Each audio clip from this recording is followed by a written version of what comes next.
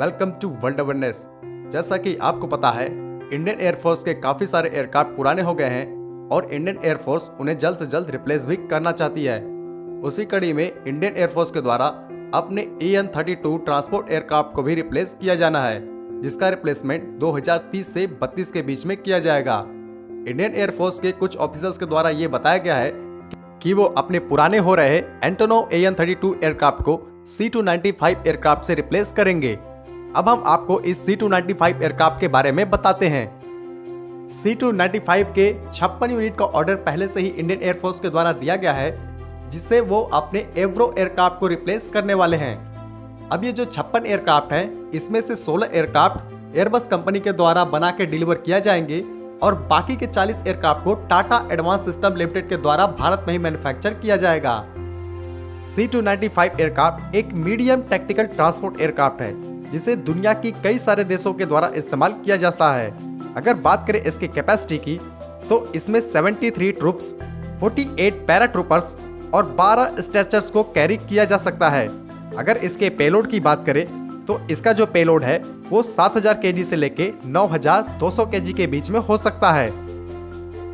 अगर इस एयरक्राफ्ट के पावर प्लांट की बात करें, तो इसमें 2 टर्बोप्रॉप इंजन का इस्तेमाल किया जाता है, जो इसे 482 km/h की मैक्सिमम स्पीड प्रोवाइड करते हैं। अगर इसके रेंज की बात करें, तो वो इसके पेलोड पे डिपेंड करती है। इसकी रेंज 1555 किलोमीटर से लेके 4500 किलोमीटर के बीच है।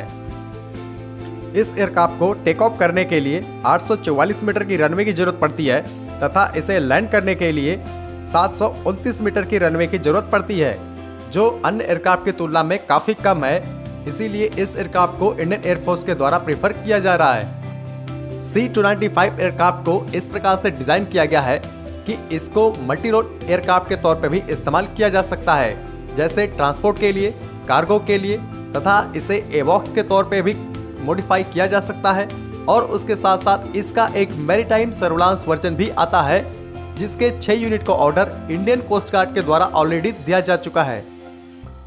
इसके अलावा इस एयरक्राफ्ट को रिफ्यूलिंग टैंकर के तौर पे भी मॉडिफाई करके इस्तेमाल किया जा सकता है, जो कि ये एयरक्राफ्ट अब टाटा एडवांस सिस्टम लिमिटेड के द्वारा इंडिया में ही मैन्युफैक्चर किए जाएंगे। इसीलिए इंडियन एयरफोर्स इन्हीं एयरक्राफ्ट को लेना चाहेगी, क्योंकि आगे चल के इंडियन एयरफोर्स को इनको मेंटेन करने में किसी भी तरीके की प्रॉब्लम को फेस नहीं करना पड़ेगा।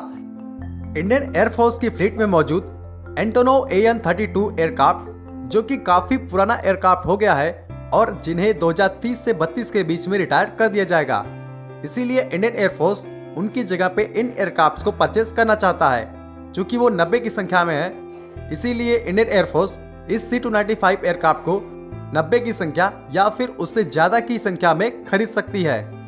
इंडियन एयरफोर्स के अलावा इंडियन आर्मी और बॉर्डर सिक्योरिटी फोर्स के द्वारा भी इन एयरक्राफ्ट को परचेज किया जा सकता है। चूंकि टाटा एडवांस सिस्टम लिमिटेड के द्वारा इस एयरक्राफ्ट को इंडिया में ही अब मैन्युफैक्चर किया जाएगा, इस वजह से टाटा इसे सिविलियन इस्तेमाल के लिए भी दे सकता है। जैसे हमारे देश में बहुत सारी प्राइवेट सेक्टर की एविएशन कंपनीज हैं, जो सिविलियन ट्रांसपोर्ट के लिए इस एयरक्राफ्ट को खरीद सकती हैं।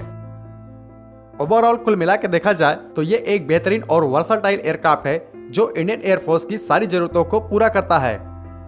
तो आज की वीडियो को हम यहीं खत्म करते हैं। जय हिंद।